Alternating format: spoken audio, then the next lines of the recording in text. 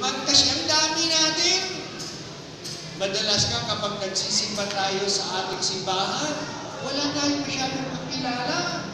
Kasi malaki nga yung parokya.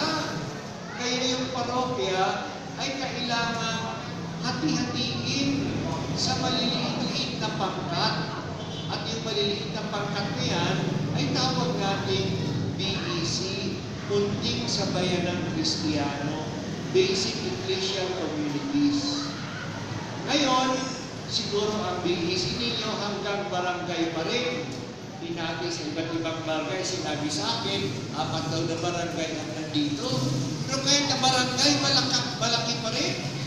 Hindi nyo man kakilala ang lahat ng taga-barangay nyo kasi ang dami nyo sa barangay. Kapag yung barangay, kaya hati-hatiin pa rin.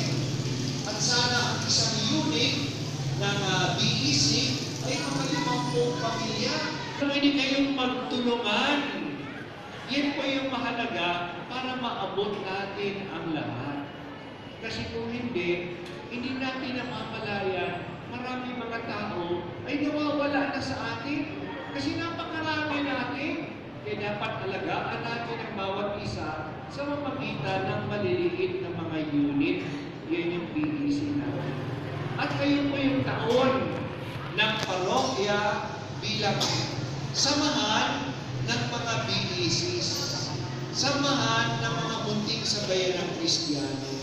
Nagtatagpo tayo sa parokya, ngunit mayroon din tayong ating mga grupo sa ating mga kapitbahayanan.